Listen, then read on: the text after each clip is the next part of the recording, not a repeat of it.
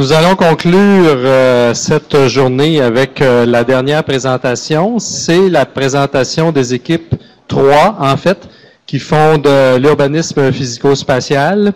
Ces équipes-là ont été dirigées par ma collègue Joanne Brochu et par les chargés de cours Philippe Plante et David Paradis. Et c'est une présentation dont ce sont 3 équipes qui ont travaillé sur effectivement les questions d'urbanisme dans la région de Montmagny, mais qui vont faire une présentation en commun. Et Joanne m'a demandé de vous donner ce micro. Peut-être un peu plus efficace que moi. OK. C'est bon. On va faire ça comme ça. Bien, bonjour à tous et merci d'être présents. Bonjour John. Bonjour Joël, bonjour tout le monde. C'est l'aboutissement de nos 8 mois de travaux, de notre initiation à la première, notre initiation au projet urbain finalement. Est-ce que tu es aussi nerveux que moi à présenter maintenant? Très nerveux. Une chance qu'on a le support de notre équipe d'urbanisme ici, ou c'est des professeurs qui sont en avant juste là. Est-ce que, par curiosité, John, est-ce que tu connaissais un peu la région de Montmagny avant qu'on débute les travaux? Juste un peu, je dois dire qu'une chance qu'on y est allé. Mais par curiosité, si au départ on t'avait dit que c'était une agglomération urbaine entourée de ses banlieues, qu'est-ce que tu aurais pensé? Je serais resté très sceptique, probablement comme plusieurs personnes là, ici dans la salle, je me serais attendu à ce qu'on retrouve quelque chose de plutôt rural que quelque chose de plutôt urbain. Une chance qu'on a fait des travaux là-dessus après tout.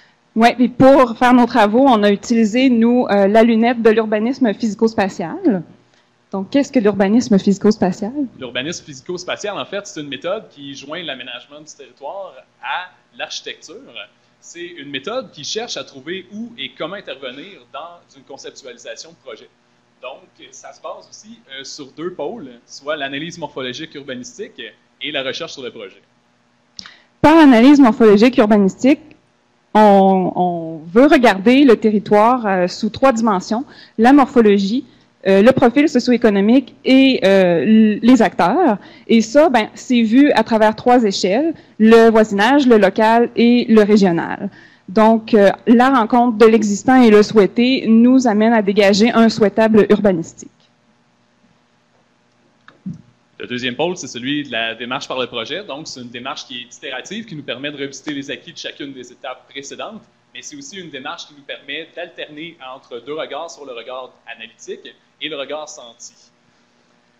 Donc, c'est une démarche qui nous a permis de passer une exploration qui était plutôt sommaire du territoire et d'en arriver jusqu'à des paramètres d'intervention qui s'inscrivent justement dans une conceptualisation de projet proposé. Donc, pour se situer, la région de Montmagny, elle est située aux portes de la grande région de Québec.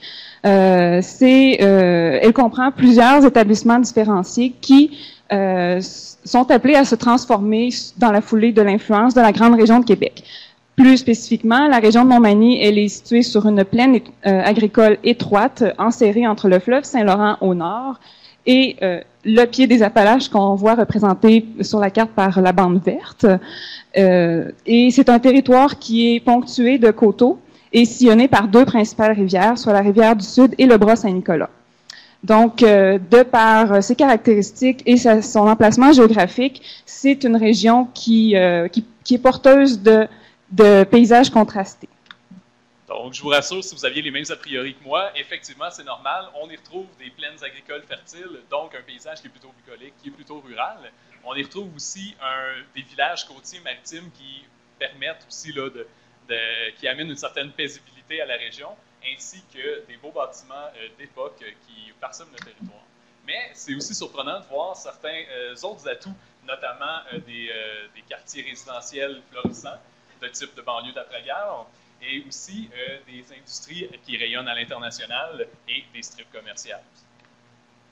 Donc, on a divisé le territoire, parce que c'est un territoire contrasté, il a fallu, c'est contrasté aussi au niveau des établissements, donc on a des établissements de plusieurs tailles sur ce territoire-là, partant du tout petit hameau jusqu'à la ville de Montmagny. On les a regroupés à l'origine en 3 cas de figure différents qui sont basés sur leur rapport à l'eau. Donc, on voit bien ici Saint-François en rouge, donc qui est Saint-François et Saint-Pierre, qui sont membres du cas de figure de l'arrière-pays. qui tournent le dos à la rivière, le cas des établissements du littoral qui représentent Berthier-sur-Mer et Cap-Saint-Ignace, et finalement le troisième cas, le chef-lieu, c'est-à-dire Montmagny.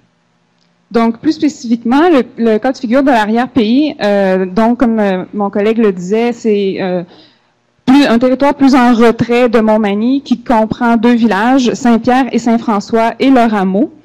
Ce qu'on remarque, c'est que ensemble, en fait, premièrement, ensemble, ils comptent près de 3000 habitants. Et ce qu'on remarque sur le territoire, c'est que autant les activités agricoles, industrielles lourdes et résidentielles cohabitent ensemble. En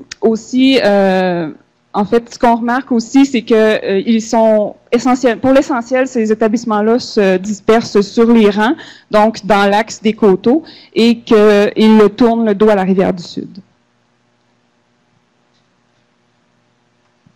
Ensuite, pour le deuxième cas de figure, on a les petits établissements du littoral, que sont Berthier-sur-Mer à l'ouest de Montmagny et Cap-Saint-Ignace à l'est. Donc, Berthier-sur-Mer est un village qui compte plus de 1400 habitants et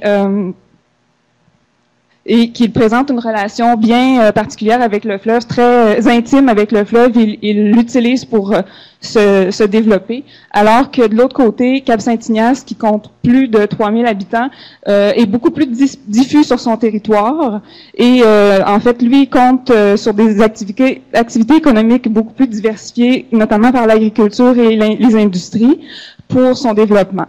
Une particularité à Cap-Saint-Ignace aussi, c'est qu'on remarque que lui se détourne du fleuve comparativement à Berthier-sur-Mer. Le troisième cas de figure, c'est celui du chef-lieu, donc celui de Montmagny, qui est caractérisé notamment par la forte propension, c'est-à-dire plus de la moitié des habitants de la région, mais aussi par une prédominance d'activités, pas du tout. Plutôt une très grande concentration pour la région des activités institutionnelles, commerciales, et ce qui rayonne à l'échelle régionale. C'est aussi un territoire, le territoire de ce chef-lieu-là est parsemé par la rivière et aussi par les voies régionales, ce qui vient découper son territoire parce qu'il traverse. Donc, étant située à proximité de la grande région métropolitaine de Québec, cette région-là va nécessairement être influencée dans ses formes. Donc, ce qu'on a vu, c'est un changement de dynamique. On passe d'une ville des relations traditionnelles rurales à une nouvelle dynamique qui est Montmagny qui s'installe comme chef-lieu et les autres établissements qui s'installent comme ses banlieues. Donc, considérant que ça vient de l'influence de la grande région métropolitaine de Québec, comment est-ce que la région peut tirer parti justement du déploiement de cette grande région-là? Donc, on a compris qu'une urbanisation diffuse, c'est un peu une méthode de réagir à cette pression-là. Et par contre, il faut faire attention, il ne faut pas tomber dans l'étalement urbain quand on entre dans l'urbanisation diffuse. L'étalement urbain, qui, contrairement à l'urbanisation diffuse, ne garantit pas les liens d'interdépendance entre les ensembles créés et le territoire qui les accueille, va amener sur le territoire plusieurs enjeux spécifiques, notamment une pression sur les terres agricoles, un détachement et une dévitalisation des cœurs villageois qui est dû au manque de connexion entre les ensembles et le cœur, mais aussi une déconnexion entre les voisinages. Donc, les voisinages entre eux sont déconnectés. Ce qui veut dire, après tout, qu'on a un arrimage défaillant entre les échelles, les 3 échelles qu'on a présentées préalablement dans la démarche, c'est-à-dire l'échelle du voisinage, l'échelle locale qui est l'échelle intermédiaire, aussi l'échelle des modes d'appropriation, et finalement l'échelle régionale. Alors, donc pour schématiser, qu'est-ce que mon collègue vient de nous expliquer sur les relations, les rapports entre les échelles. Ici, le premier schéma, en fait, exprime plutôt à l'époque, à l'origine de la colonisation, on avait les petits établissements du littoral qui se servaient de la rive du fleuve comme point d'ancrage pour des lieux d'échanges commerciaux. Donc, ils étaient interreliés avec les petits établissements plus en retrait dans l'arrière-pays, qui, eux, jouaient un rôle plutôt de ressources. Donc, on remarque que les rapports sont en équilibre entre les établissements de façon nord-sud. Puis, ces rapports-là sont appelés à se transformer avec l'arrivée des grandes voies de communication que sont d'abord le chemin de fer au 19e siècle, puis l'autoroute 20 au 20e siècle. Donc, à ce moment-là, les rapports Est-Ouest viennent à s'implanter au détriment des rapports Nord-Sud, et donc les petits établissements du littoral vont perdre petit à petit leur rôle d'établissement, de lieu d'échange, pour basculer dans un rôle plutôt d'arrière-pays. Seule exception dans le schéma, c'est Montmagny elle-même, qui, elle, étant située à la confluence des grandes voies de communication, va rester dans ce rôle d'avant-pays et même qu'elle va profiter de cette situation-là pour même s'inscrire comme chef-lieu régional. Donc, c'est ça. Donc, on assiste à un basculement des relations nord-sud vers un axe est-ouest dominant. Et par le fait même, donc, c'est ça, il y a une perte... Il y a une perte d'une solution de l'échelle intermédiaire qui jadis était arrimée et qui maintenant est dissoute. Donc, on va voir maintenant avec chacune des trois équipes qui ont été divisées selon les cas de figure, comment est-ce que dans chacune des formes, dans chacun des cas de figure, c'est-à-dire comment est-ce qu'on peut tirer parti de l'urbanisation diffuse sans arriver avec les conclusions nocives de l'étalement urbain. Donc, on va commencer avec le premier, c'est-à-dire celui de l'arrière-pays avec Félix. Des transitions, je vais m'occuper de mes transitions, ça ne vous dérange pas.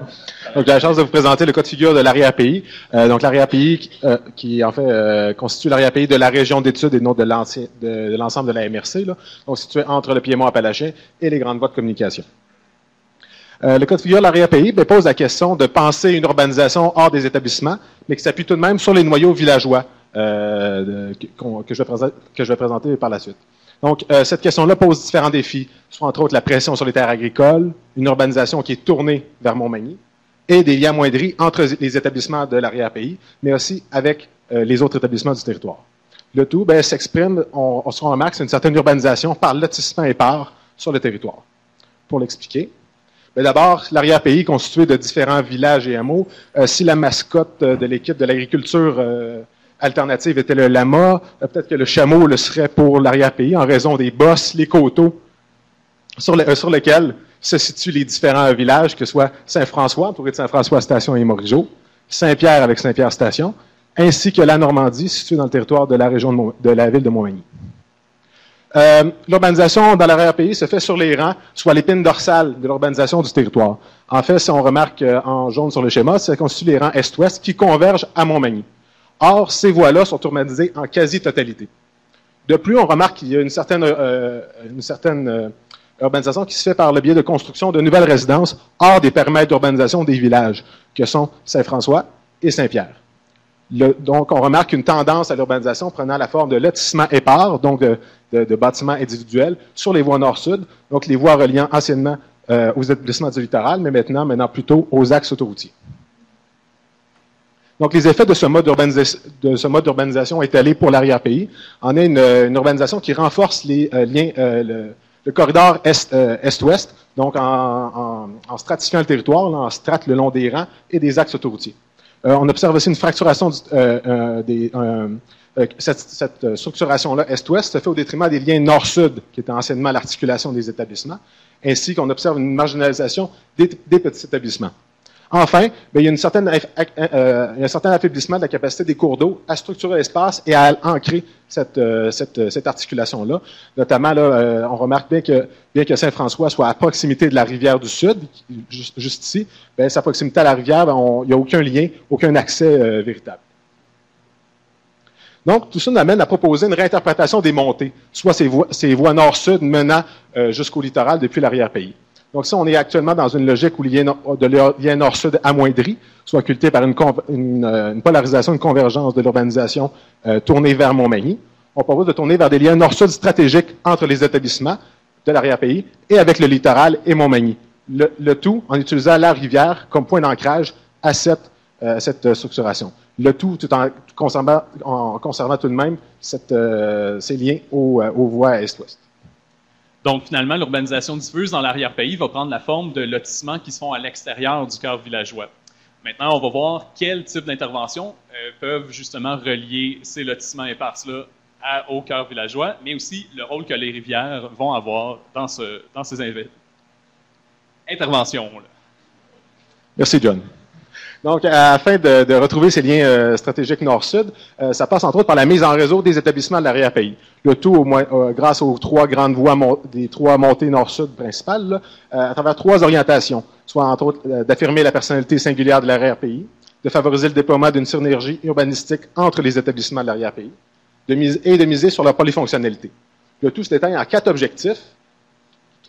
objectifs plus précis, soit de mettre en valeur la rivière du Sud, ainsi que son patrimoine naturel et historique, de consolider les noyaux villageois en articulant les lieux d'urbanisation aux espaces publics, par la revitalisation plus précise du noyau de Saint-Pierre, et par la qualification de son espace public, qu'on va voir tout à l'heure, et la clarification de la hiérarchie des voies, principalement primaire et secondaire. Donc, on va exprimer ces quatre objectifs-là par trois projets d'intervention plus précis. Le premier étant la création du sentier de la rivière du Sud. En fait, il s'agit d'une piste multifonctionnelle qui permet de relier les différents établissements, notamment par leur noyau villageois, en passant par Morigeau, Saint-François, Saint-Pierre, le tout convergent à Montmagny. Cette piste multifonctionnelle, appropriable aux piétons et aux cyclistes, est ponctuée d'espaces publics, donc de placettes, là, profitant de lieux des premiers lieux d'établissement des villages de Saint-Pierre et Saint-François, et de points de vue marquants, notamment à Morigeau, l'un des seuls points d'accès à la rivière du territoire. Dans un deuxième temps, la requalification de l'espace public à Saint-Pierre représente aussi une de nos propositions, notamment par l'implantation d'une place publique pour articuler les échelles, donc articuler le noyau villageois aux autres logiques, soit cette place publique-là étant située entre l'école et l'église, lieu d'activité, et par l'aménagement de sentiers piétons, permettant de relier, de formaliser ce lien entre l'église et le secteur l'autre côté, notamment la coopérative chez Philo, et en connectant un futur ensemble résidentiel au noyau villageois. Notamment cette intervention-là sur la voie principale de Saint-Pierre, se fait aussi par l'ajout de trottoirs de part et d'autre de la rue principale et le prolongement de ces sentiers piétons jusqu'à la croisée du rang du coteau.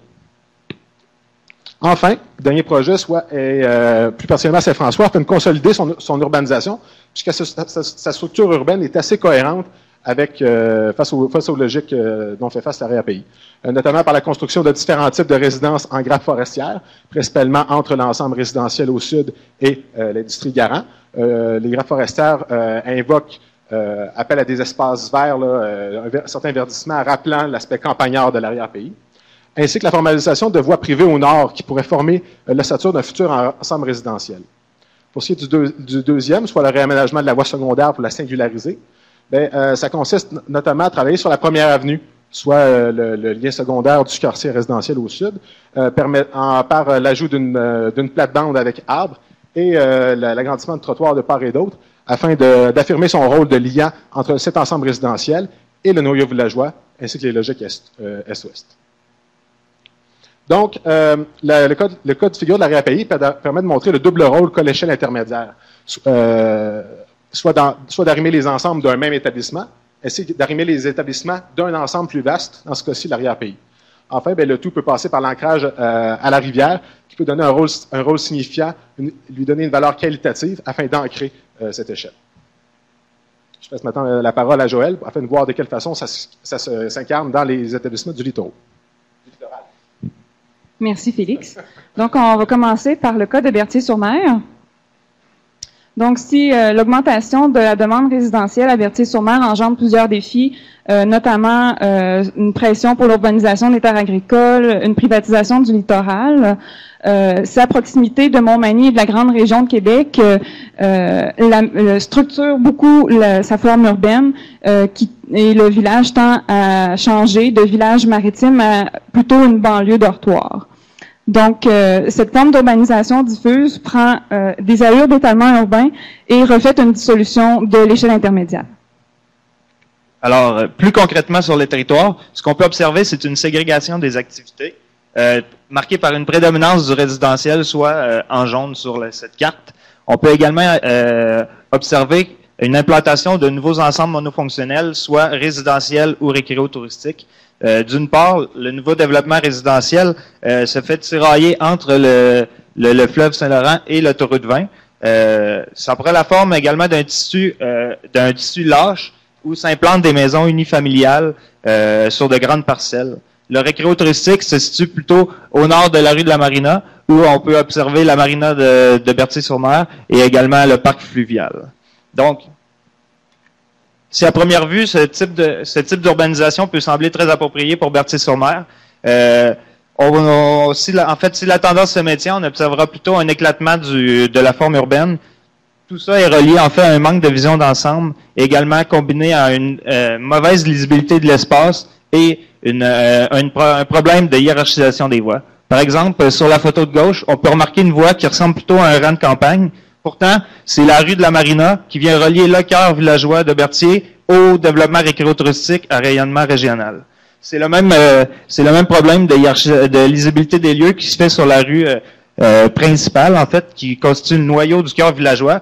Et le tout, en fait, contribue à la marginalisation de celui-ci et par le fait même à la dissolution de l'échelle intermédiaire.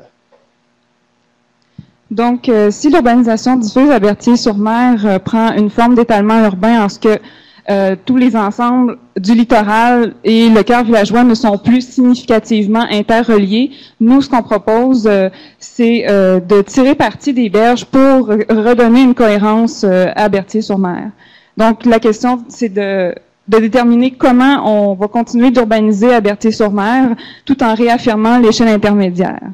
Et pour ce faire, nous, on a décidé de prendre le parti de, oui, répondre à la demande résidentielle, mais aussi de minimiser l'empiètement sur les terres agricoles.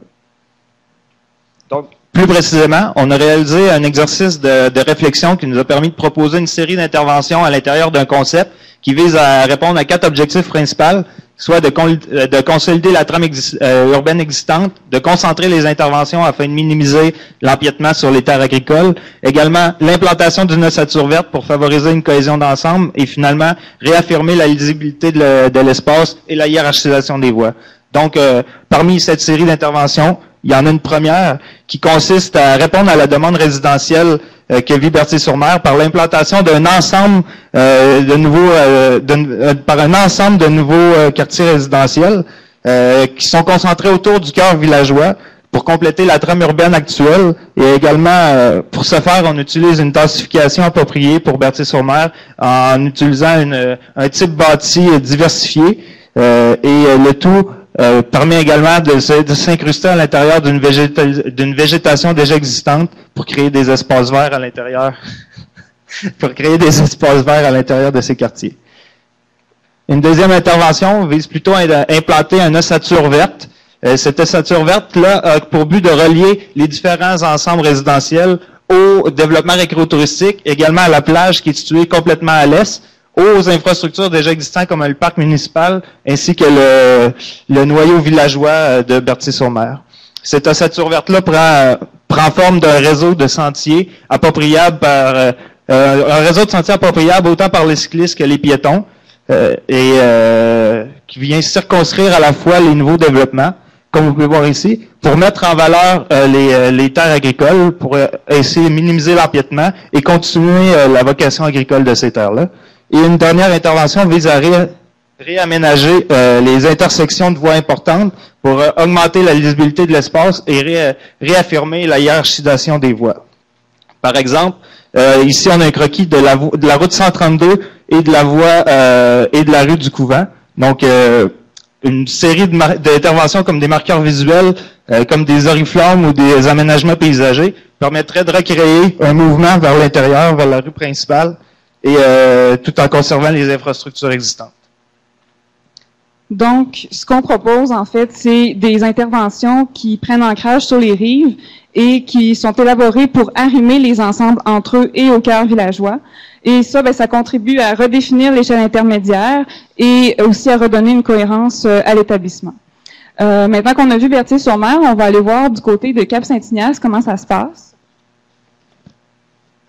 Donc, contrairement à Berthier-sur-Mer, qui, comme on l'a dit, a déjà basculé dans l'étalement urbain, à Cap-Saint-Ignace, ce qu'on remarque, c'est que Cap-Saint-Ignace vit en fait encore un point d'équilibre malgré qu'il subit les mêmes enjeux qu'à Berthier-sur-Mer, à savoir comme la pression sur les terres agricoles et les rives, puis aussi l'influence de la grande région de Québec et de la proximité de Montmagny. Donc, ce qu'on remarque de différent à Cap-Saint-Ignace, c'est son échelle intermédiaire qui joue toujours pleinement son rôle et qui constitue à ce jour un rempart à l'étalement urbain. Donc, encore une fois, plus concrètement sur le territoire, Cap-Saint-Ignace, en fait, c'est une collection de 3 ensembles situés près du noyau villageois, plutôt industriel et dans les rangs. Et ces 3 ensembles-là sont monofonctionnels et interdépendantes les unes des autres.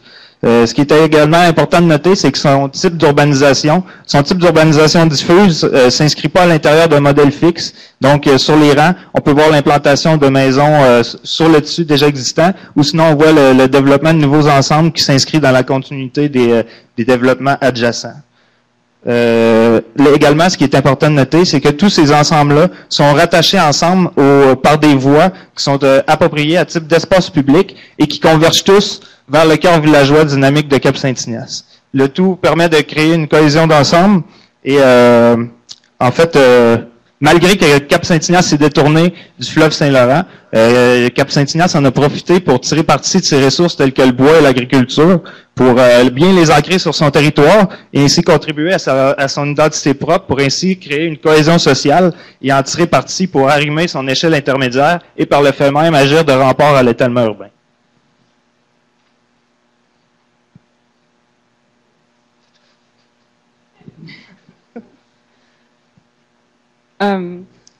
Donc ici, ce qu'on voulait présenter, c'est en fait de montrer que les dynamiques sociales à Cap-Saint-Ignace sont très serrées. On voit que les lieux publics sont appropriables par les citoyens et autant les activités que le cœur civique sont rassembleurs et tout ça, ça contribue à appuyer l'échelle intermédiaire que vit Cap-Saint-Ignace. Donc, encore une fois, on a réalisé un exercice de réflexion qui nous a permis de proposer les bases d'un projet rassembleur pour Cap-Saint-Ignace. Donc, malgré que pour le temps, en fait, on avait 4 objectifs principaux, mais on va plutôt miser sur un objectif essentiel à Cap qui est de mettre en valeur les cours d'eau au moyen de petites infrastructures d'observation. Donc, bien que notre concept vise à compléter les développements actuels résidentiels, notre intervention principale est d'utiliser les berges comme point d'ancrage entre l'échelle locale et l'échelle régionale. Donc, de ce fait, on utilise les berges afin de relier par une ossature verte le cœur villageois, le cœur industriel et la route gourmande qui se situe sur les rangs à Cap-Saint-Ignace, le tout prenant la forme, encore une fois, d'un sentier appropriable par les piétons et les cyclistes. Mais la particularité, c'est que cette ossature-là offre des petites infrastructures d'observation. Donc, si d'une part, près du bras Saint-Nicolas, cette infrastructure d'observation-là peut prendre la forme de belvédère, sur le bord du fleuve, on peut plutôt observer une tour d'observation dans le secteur du Vieux-Quai qui permettrait de réaffirmer la préservation des berges déjà actuelles à Cap-Saint-Ignace. Bref, ce qu'on propose, c'est des interventions simples qui s'inscrivent dans la continuité de Cap-Saint-Ignace et aussi, c'est des interventions qui peuvent même être reprises par des regroupements citoyens parce qu'elles nécessitent peu de ressources. Maintenant, on va voir le cas de Montmagny.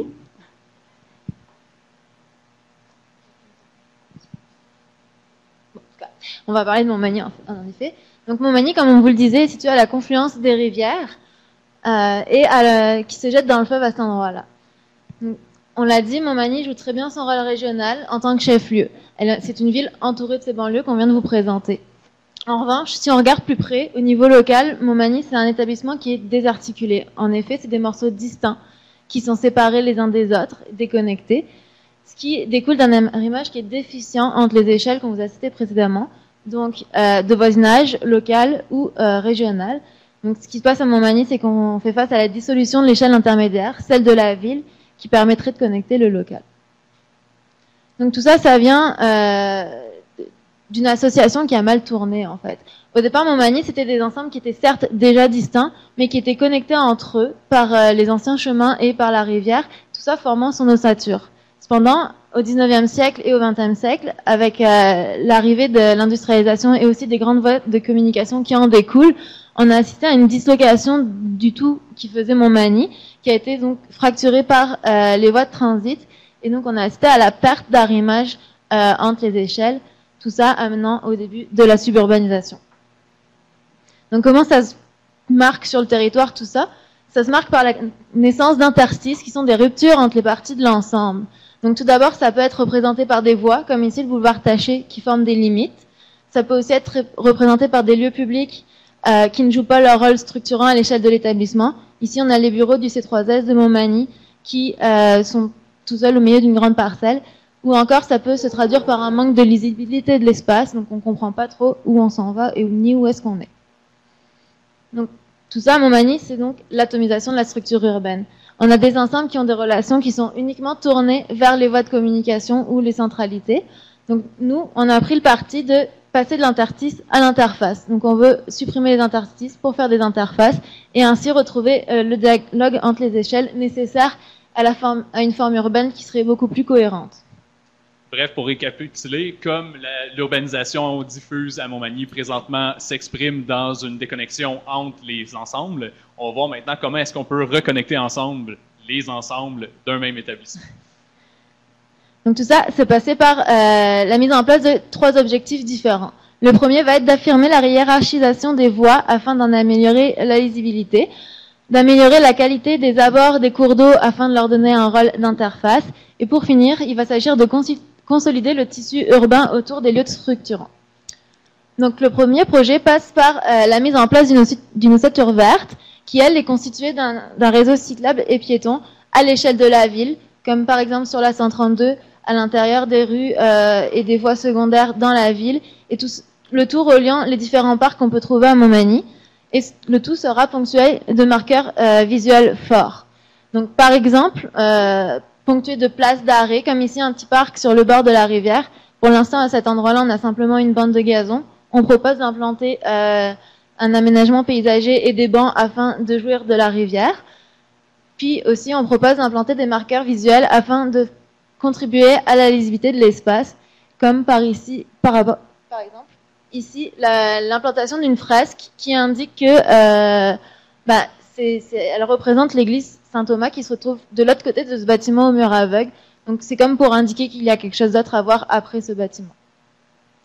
Notre deuxième projet, c'est pas vraiment une surprise, on en l'a vu déjà dans les présentations précédentes, c'est le boulevard Taché. Le boulevard Taché fait office de limite à Montmagny. Donc nous, on propose tout d'abord l'implantation de végétaux le long d'espaces piétonnés et cyclables, ainsi que d'une place publique à l'avant du centre commercial, puisque pour l'instant, il n'y en a pas le long de cet axe-là.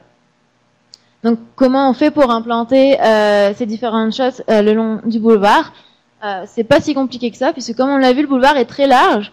Donc, il y a la place d'y installer un trottoir piétonnier, séparé par la végétalisation de la chaussée, et de l'autre bord, une piste cyclable, qui elle aussi est séparée de la chaussée par de la végétalisation. Donc pour finir, structurer l'urbanisation et l'optimiser à Montmagny, ça passe par consolider les ensembles qui sont pour l'instant en développement. On se situe ici dans le secteur est de Montmagny, qui est pour l'instant en développement.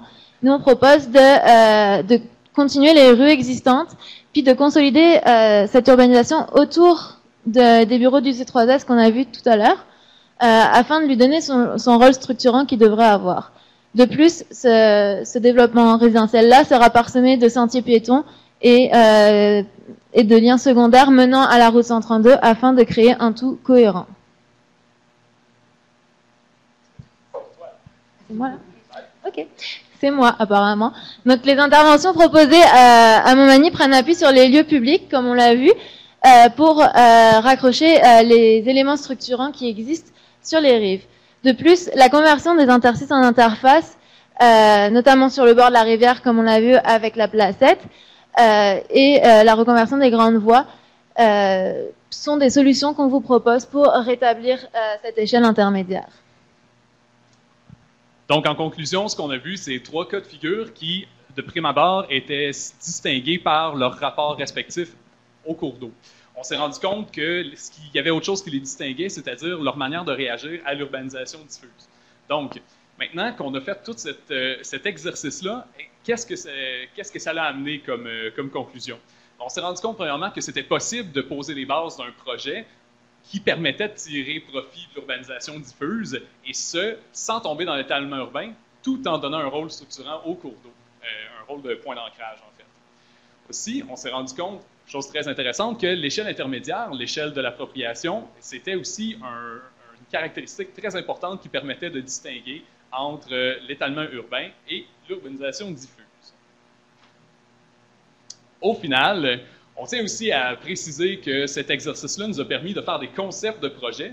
Ces concepts de projets-là qui peuvent être repris par qui voudrait bien les reprendre, mais aussi qui permettent un dialogue. Ce n'est pas des interventions fixes, mais c'est bien la base d'une réflexion collective sur le territoire, parce que, après tout, dans une discussion sur les interventions qu'on va amener sur le territoire, on est peut-être mieux de le voir que de le savoir, comme disait notre philosophe national. Donc, merci.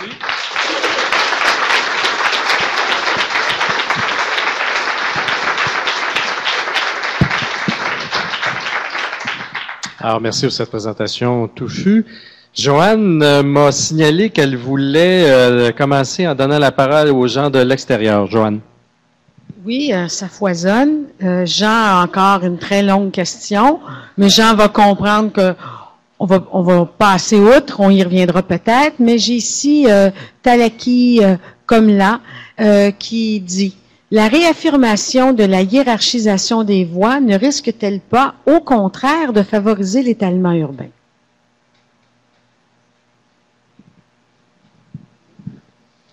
J'ai l'impression que dans certains cas, si oui, le type d'intervention pourrait mener à un étalement urbain, mais parfois ça peut passer par des interventions assez fines, assez simples, comme si on veut l'avancer, s'il vous plaît, au plan de Saint-François.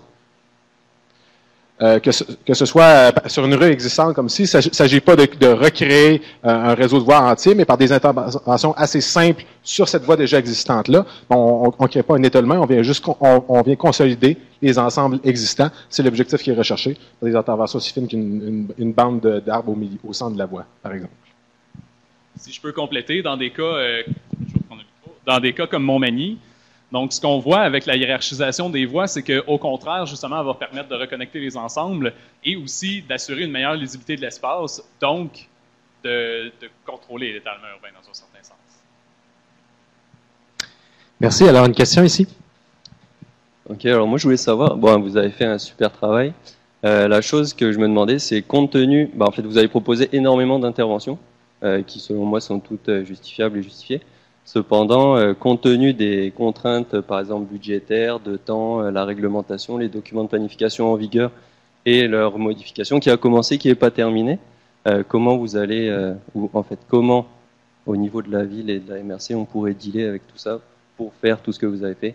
Et donc la question, c'est de savoir aussi si vous pouvez nous donner, pour chacun des territoires que vous avez étudiés, l'action prioritaire à poser en premier lieu pour vraiment faire quelque chose, à initier quelque chose de cohérent et d'efficace.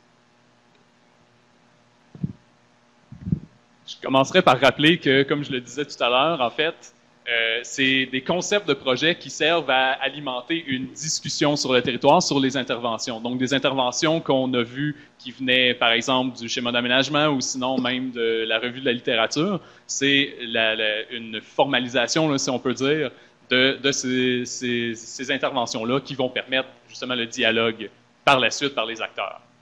Donc, pour ce qui est des... Est-ce que je peux compléter? Oui. C'est notamment, entre autres, ça nous permet de dire que au-delà de ces projets-là, il y a ce qu'on appelle une certaine ossature dans le temps et l'espace, là, en identifiant des interventions clés, là, certaines plus précises, autour desquelles le reste des projets peuvent s'arrimer. Fait que l'identification de ces interventions clés-là représente justement peut-être les priorisations en tant que telles. Là. Mais par exemple, à Montmagny, ça peut être notamment par l'intersection... par cette intersection juste ici, en raison qu'il s'agit du croisement de voies d'importance intermédiaire d'importance pour le territoire. Ça constitue l'une des interventions prioritaires importantes là, pour nos projets. Jean-Yves Tellier. Par curiosité, est-ce que vos propositions demandent des modifications des périmètres d'urbanisation? Que ce soit en termes de superficie ou en termes de forme, surtout?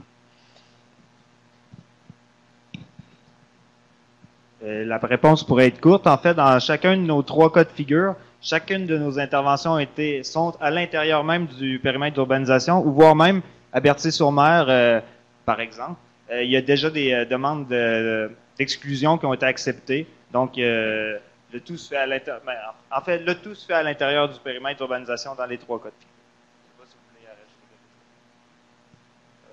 figure. Éric Leboutillier. Oui, j'avais juste une question rapide, là, un peu pour renvoyer à ce que Olivier disait tantôt. John, tu as mentionné que c'était pour susciter de la discussion. En fait, les projets que vous proposez, je connais pas vraiment beaucoup la méthode de l'urbanisme physico-spatial, mais est-ce que à quelque part, dans votre démarche, il y a une implication de consultation, de dialogue avec les acteurs en place, ou vous êtes en amont de tout ça, puis après ça, vous leur présentez? Lancer et vous me compléterez. En fait, oui, comme tu peux le dire, on est un peu en amont. Nous, on les a consultés par la bande, donc on l'a pas dit dans la présentation, mais on a consulté tous les documents comme le schéma. On a fait une revue de toute la littérature grise pour essayer d'aller en tirer le souhaité en fait des acteurs sur le milieu. Par la suite, on est allé faire notre recherche sur le terrain pour essayer de voir si le souhaité sur le milieu pourrait être le souhaitable urbanistique selon notre perception. Donc, par la bande, on les a consultés, mais on n'est pas allé directement les voir et faire des réunions. Je ne sais pas si vous voulez consulter. Oui, je vais compléter. C'est pas pour substituer à la participation citoyenne, c'est surtout pour l'appuyer. C'est-à-dire quand les gens vont commencer à se poser la question qu'est-ce qu'il faut faire, on vient leur apporter déjà une réflexion qui a été préfaite, qui va les aiguiller ou leur donner une sorte de littérature en fait pour faire leurs choix et leurs propositions.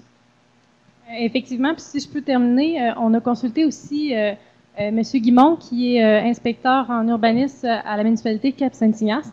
En fait, c'était pas pour. En fait, nous, ce qu'on voulait entendre de lui, c'était surtout de connaître les règlements justement par rapport au zonage. Ça nous a permis de réaliser si nos projets étaient concrétisables, étaient réalistes, parce que ça nous a permis de faire nos projets à l'échelle. Donc, on a vu lesquels qui étaient justement réalisables. Puis en plus, ça nous a permis d'avoir de comprendre des enjeux par rapport au périmètre d'urbanisation. Donc, des contraintes qui impliquaient le zonage, particulièrement la zone verte, et les contraintes par rapport à la Commission de protection du territoire agricole, qui demandait à la municipalité de Cap-Saint-Ignace, principalement, d'utiliser d'abord les espaces vacants qui étaient disponibles à l'intérieur du périmètre d'urbanisation. Donc, ça imposait une certaine pression sur les territoires agricoles qui étaient déjà situés à l'intérieur du périmètre d'urbanisation. C'est vrai, mais au final, l'objectif de la démarche, c'était pas de proposer quelque chose à réaliser spécifiquement sur le territoire, mais c'est, comme on l'a dit en conclusion, ce qu'on veut voir en quoi les intentions pourraient avoir l'air finalement dans la forme urbaine sur le territoire. Et comme on le sait, par exemple, à Berthier-sur-Mer, il y a une demande pour le résidentiel, pour le développement. Puis nous, on propose une façon de faire, mais il y en a bien d'autres. Puis ça, c'est juste pour susciter la discussion, pour que les gens puissent voir concrètement qu'est-ce que ça peut avoir l'air, puis de là partir de la discussion, puis amener les réflexions plus loin finalement. Il va falloir conclure, mais il y a plein de bons mots qui sont sortis sur Internet. Fait qu'on va laisser Joanne terminer cette... Oui, on en a même un de Jean Dubé. Alors, qui dit que c'est une très bonne présentation. Il trouve les propositions très intéressantes. Il aimerait voir, lui, une réflexion sur un arrimage possible, par exemple, avec les travaux de participation citoyenne, puisque, dans le fond, c'est des propositions normatives. Dans le fond, ça incarne certaines prospections normatives. Nous avons Madame Véronique Morin qui nous dit qu'il trouve que la présentation était excellente, qui vous félicite pour votre professionnalisme. J'ai un B. Lemieux qui félicite une mention spéciale aux petits. J'imagine que c'est toi. Et Monsieur Hubert Garel, qui lui dit que éco-développement urbain, il trouve cela bien joué et il pense que la France pourrait prendre exemple. Ça, c'est assez rare qu'un Français nous dise ça. Voilà. Alors, merci, félicitations à tous et tout le monde ici de ces équipes-là.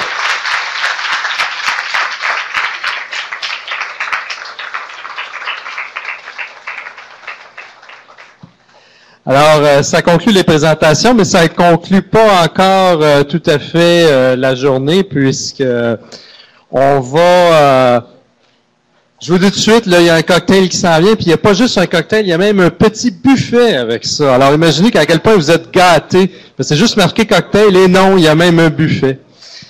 Mais c'est pas encore tout à fait prêt, fait que vous allez vous armer un peu de patience, parce qu'on a quand même 2-3 choses à faire avant de finir.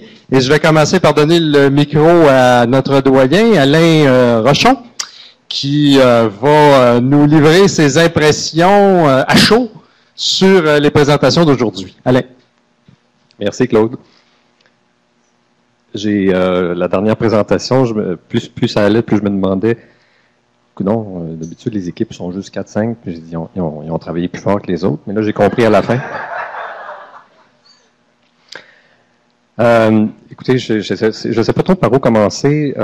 Peut-être d'abord dire que je suis très heureux de voir ces présentations-là. J'étais venu l'année dernière pour la première fois, j'en avais manqué la moitié. Je me souviens plus pour quelle raison. Sûrement une bonne raison. Là, j'étais très heureux de voir toutes les présentations. Et je me ferai un devoir de revenir avec autant de plaisir à chaque année.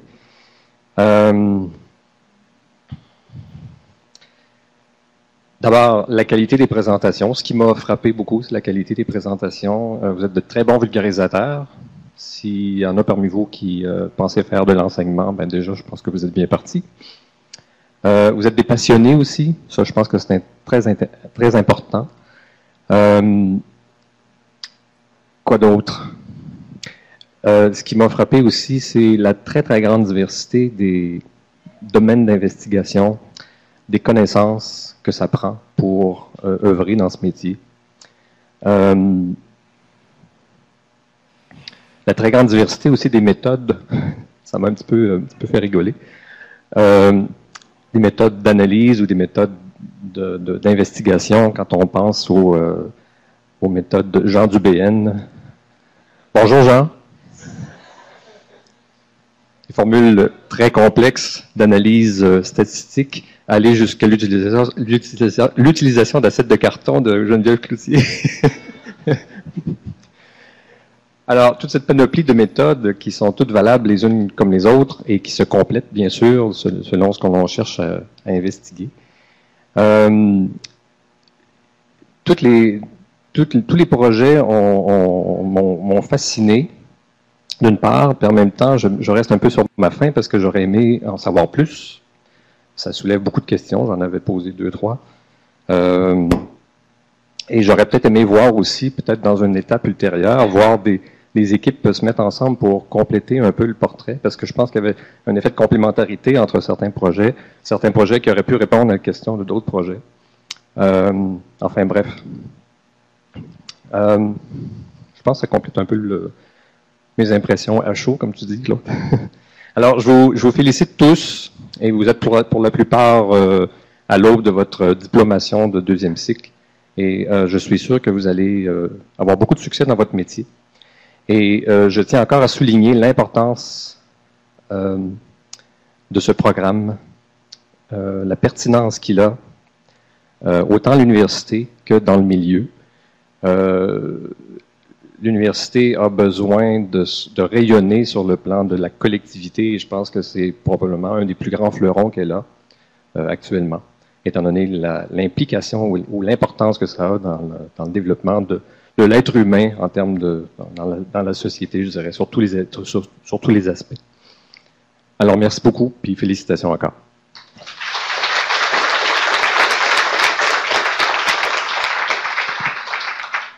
Merci, Alain.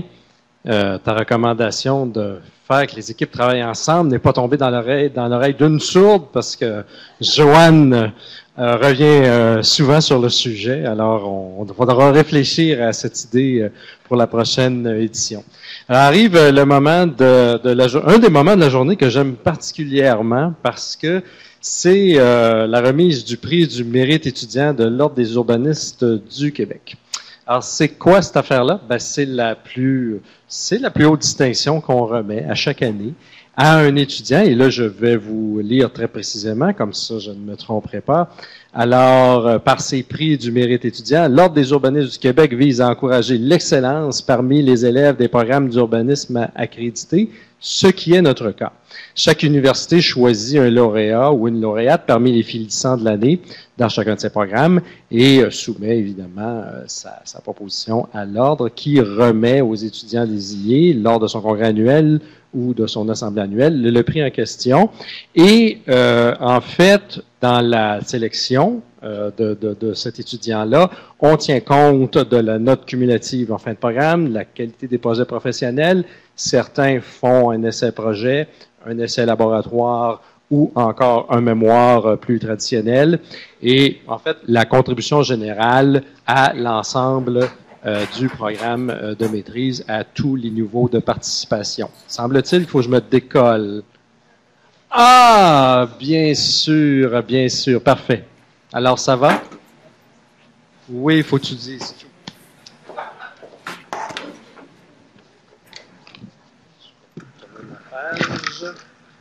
Alors, depuis quelques années, on prend les étudiants qui on n'en nomme pas seulement un. En fait, parce que nos étudiants sont des étudiants de qualité.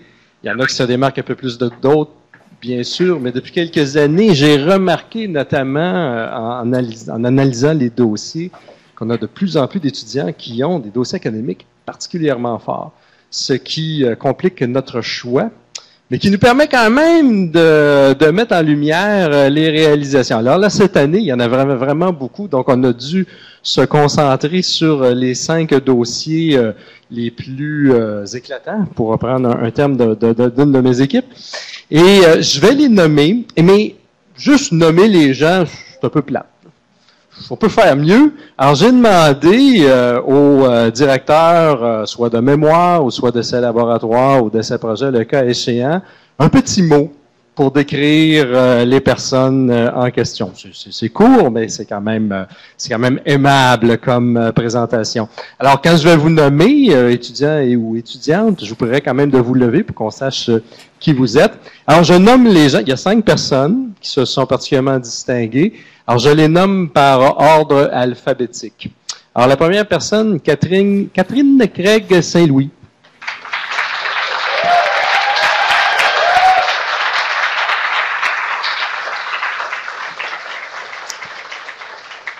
Catherine est une étudiante dynamique, compétente, remplie d'énergie, originale, dotée d'un bon sens analytique et toujours de bonne humeur. Elle a, à de multiples reprises, démontré son autonomie, mais aussi sa forte capacité à travailler en équipe. Elle est ouverte aux idées nouvelles et aux autres cultures.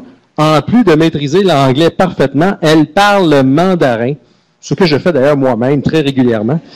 Ses recherches ont été acceptées dans des conférences de niveau national et international.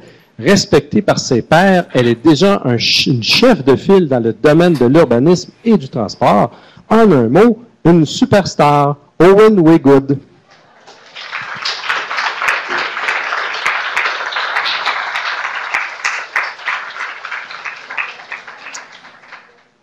Personne numéro 2, Kelly Lamar-Bolduc.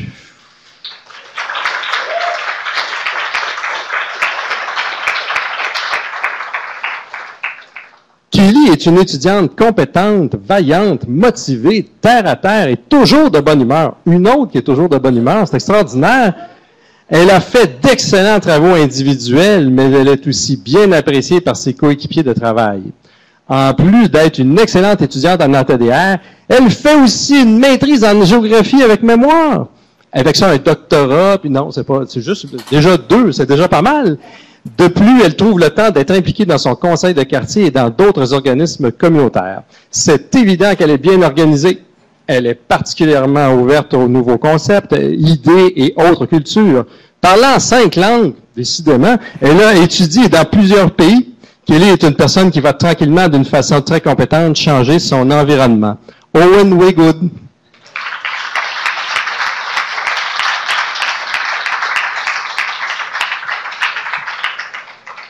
Personne numéro 3, Marie-Pierre Lamy.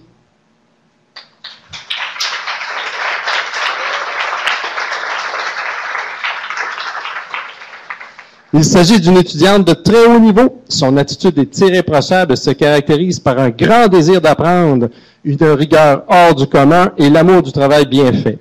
Elle n'hésite pas à s'investir dans les projets qui lui sont confiés et est extrêmement travaillante et motivée. Elle s'intègre bien à l'intérieur d'une équipe et est très appréciée et respectée par ses collègues. Pour compléter son profil, la personne qui parle, pas la personne qui parle, mais la personne qui a écrit ce mot, se permettra une petite anecdote. Lorsque j'ai reçu le premier des rapports qu'elle m'a remis dans le cadre d'un de mes cours, j'ai été carrément impressionné. C'est de loin le meilleur travail de réflexion individuelle qu'il m'ait été donné de corriger au cours des dernières années, ce qui n'est pas rien. Cet exercice était très exigeant au plan de l'intégration conceptuelle et Marie-Pierre a produit un document de qualité étonnante. Elle ne m'a pas déçu depuis. Jean-Yves Tellier.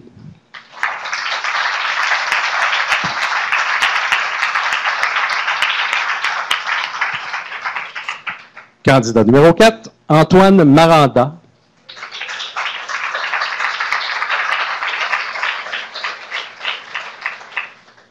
Antoine Maranda est un étudiant allumé. Sa coiffure en témoigne. Vif d'esprit et autonome, animé d'une grande curiosité intellectuelle et fort d'un bon jugement, Antoine mène à terme ses réflexions et les mandats qui lui sont confiés. Outre sa très belle plume, il s'approprie aisément les concepts et arrive avec une agilité notable à les transposer aux réalités du terrain. Il faut dire que son sens pratique et sa détermination, il veut que les travaux progressent, que ça avance, point d'exclamation, contribue à cette aptitude à regarder le terrain, à apprendre le contexte sous différents angles. Il est ouvert à la critique et remet le travail sur le métier. Ses qualités se sont avérées très utiles dans la réalisation du travail de l'essai laboratoire, pour lui comme pour l'ensemble de l'équipe. Antoine est aussi un joueur d'équipe généreux. Il a toutes les qualités pour devenir un urbaniste remarquable. Joanne Brochu.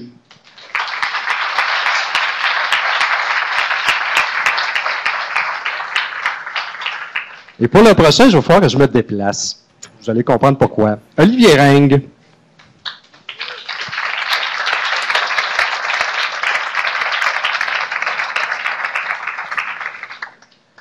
Olivier est un jeune homme intelligent et vif d'esprit.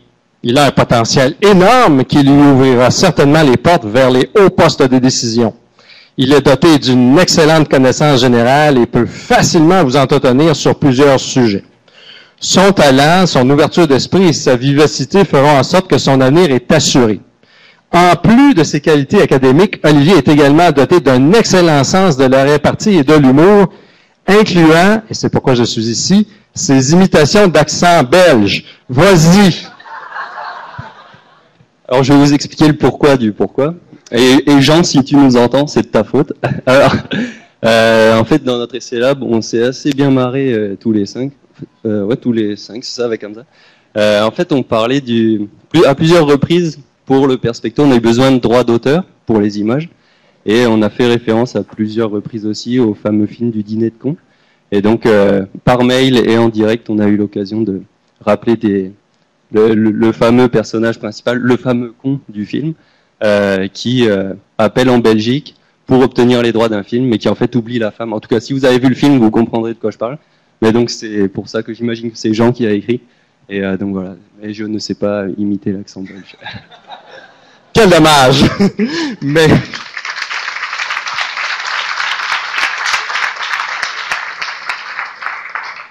Alors, est-ce que Jean veut encore dire quelque chose? Il est en train d'écrire. Il faut qu'il se dépêche.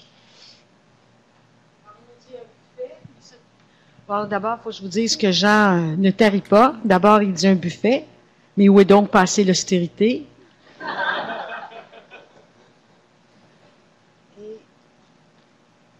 Il dit qu'il prend le blâme. Voilà. Et c'est Monsieur Leblanc, le Belge. Merci. Alors, le ou la lauréate, Catherine Craig Saint-Louis.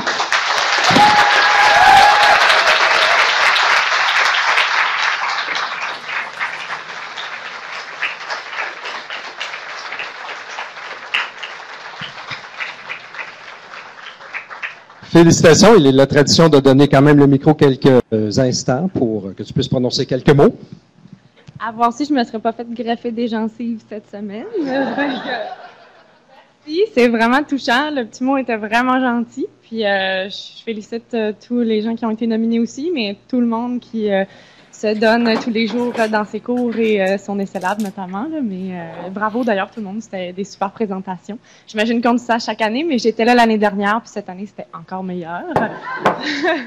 Ça fait le tour, merci. Merci.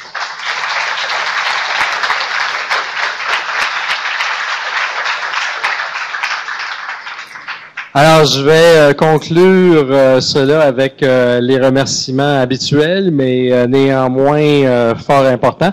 D'abord, je vais féliciter tous les étudiants qui ont participé à l'essai laboratoire. Comme on l'a souligné à plusieurs reprises, vos présentations étaient de qualité et votre investissement, je crois, de tous ces derniers mois a été, j'estime, largement récompensé par le produit final que vous aurez encore quelques jours pour finaliser, mais néanmoins, je pense que vous pouvez être très fiers de vos réalisations. Et pour ceux qui terminent leurs études dans quelques semaines, dans quelques jours, je vais vous souhaiter, en mon nom personnel et au nom de tous mes collègues, le meilleur succès possible dans votre carrière. Je suis persuadé que vous saurez vous frayer un chemin dans le monde de l'aménagement du territoire, du développement régional. Félicitations à tous.